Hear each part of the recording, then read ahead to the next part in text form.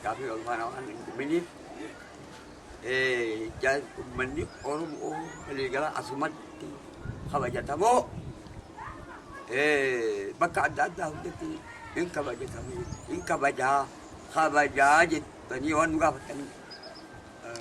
nanti baka gila isi jirtu mandi orang asumat kabaja mo butuh orang biasa sate akka ganda akka naannoo ti kabajataa jechuudha.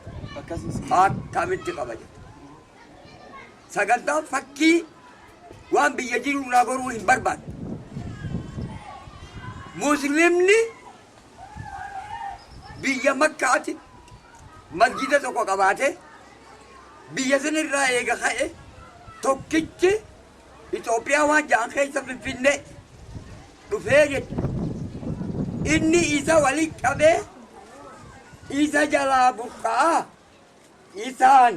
isaan wal tooyataa gubbaa isuma ta'ee Itoophiyaa haga Afooshaatti wal gahee mul'ata. Mataskaanni hoo biyya namni uumamni isaa Israa'el ta'ee biyya Israa'elii ka'ee tokkichi Itoophiyaa seenee jechuudha. Ni beekama akka Oromootitti akka addunyaatitti beekamaadha. Mataskaanni harree muka masjidaa jiru Anawaar kan jedhamu. Mataskaana hoo maal jedhamu? Guddichi tokkichi. Sanirraa jalqabee hanga Afooshaatti mataskaana beeku. Tajaajila ummata isa qabuuf tajaajila kennaa turee jechuudha. Nuti hoo galmi abbaa Oromoodha tokko ta'ee dhibba is jalatti uummatee bakka barbaachisu fakkii waan gadda jiruurraa adda waan nama godhaa dhaloonni. Fakkiin takka taatee karaa isaatiin innilleen tajaajilli isaa ollaa jiruttillee haga ga'u itti murteeffatee murtii dhabee waan adda faffaca'ee bade waan ta'eef har'a uummanni Oromoo biyyatti galee biyya ifiirratti galee abbaa ufii yaadannoo waan qopheeffatee horma akkana fakkaatu kana awwaala Oromootiif isa gurraacha qopheeffatee sababeeffatee isaa yaadachuuf murteeffatee murtii ufiitiin Oromiyaa bakka jirtutti jalatti hundeeffatee murteeffatee galma barbaachisu bakka barbaachisutti ijaarratee murtii Oromoo waan taateef ittiin badhaadhuu hin dandeenya jedheetiin isin argisiisee jechuudha. Saniifuu waan inni qophaa'ee takka takkaan bakki akkasii sanoo jechuudhaan deebii gaggabaabduu bokkuun galma Oromoo tokko qofa waan ta'eef bokkuun Oromoo waliigalaa tokko akka naannootitti bokkuun bakkatti eebbifamee achitti eebbifamee uummata Oromoo dagaagsuu kan danda'u yoo ta'u baay'atee bal'atee nu jiraachuun jaalala barbaachisaa waan ta'eef yoo uummata Oromoo badhaasuu waan amma dura heddummaatee badhaadha waan hin kenniniif badhaadha tokko jalatti hundooyne Oromoo taanee sanyii Oromoo taanee saba Oromoo yookaan dhala Oromoo taanee tokkummaa uumama argisiisa akkatti ijaan garuu ta'ee itti haa tattaafannuu gaafii jettana. Bareedaadha. Galatoomaa jennaan abbaa gadaatiin kanatti aansinee ammallee egaa akkuma laallu sababiin egaa amma bokkuun isin gidduu jiru kunoo tokko bokkuun ammaa nu gidduu jirullee tokko abbaan bokkuu nu gidduu jirullee nama tokko wanni kunii tokkummaa san ibsaa waan jedhuudha. Ammalleen immoo bokkuun kun tokko waliigalaa akka uummata Oromootitti ni jiraata. Jala jalatti immoo ammallee bokkuun tokkicha kanarraa gadi eebbifame.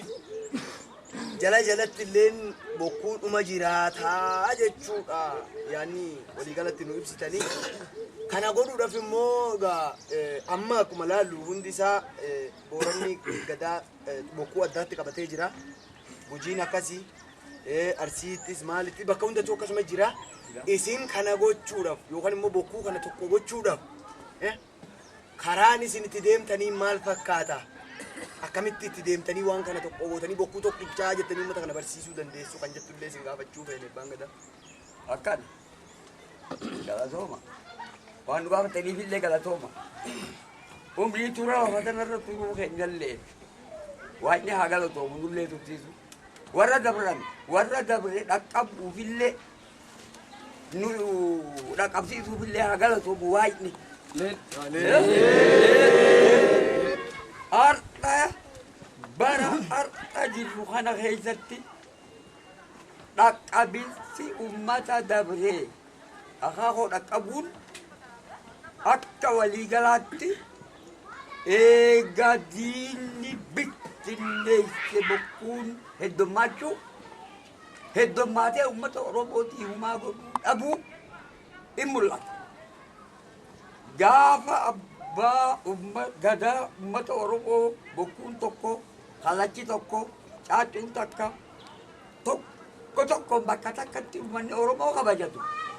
Badhaadha qabeenya waanuma nagaya dimokiraasii amma jedhan kana isaan kana qabaataa turee jechuudha. Warra tokkoo kana warra bokkuu tokkoo kanaa dimokiraasii amma nu barsiisan tana uummata Oromootiif aadaa yookaan jireenya uummata Oromootiif waan ta'eef isa san jalatti dimokiraasii amma jedhanii nu barsiisan tana qabaachuu isaanii tokkicha san jalatti gaafa gurmaa'an eega heddummaati uummata Oromoo bittinneessee jechuudha. Saniifuu akka tasaatti maymaalte tokko maymaakaa gaala arkee jechuudha namtichi. Yaa gaala kana waana dhibde jeen bifa torba qabda. Erbeelleen si torba.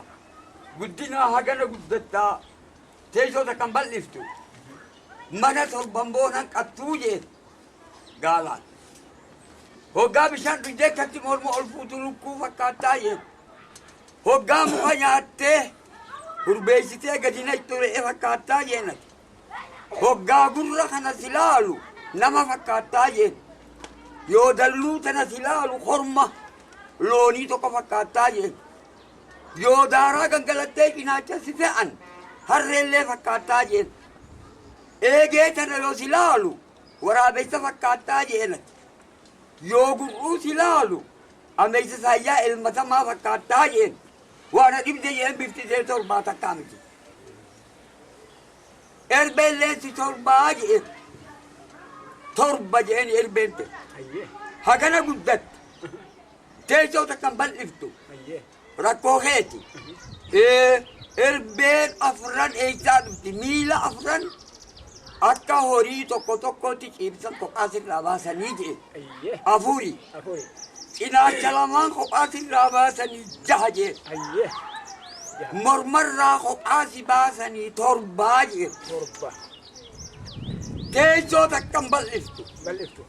Erbee tanatti man torba hulaa dura nan qabdu. Maymaasa kanaatii je. Muddaa jechi gaalli tokkichi maymaake. Bokkuu dhibba tokkos tahee uummata Oromootiif bu'aan inni buuse waan hin jirreef.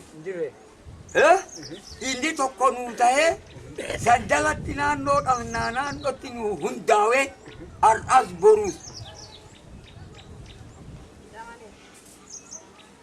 qajeelfama akkasiisan badhaadha akka duraarii san kan nuu deebisu ta'uu abdanna waan ta'eef taakanaatiin isiniidha. Galatooma.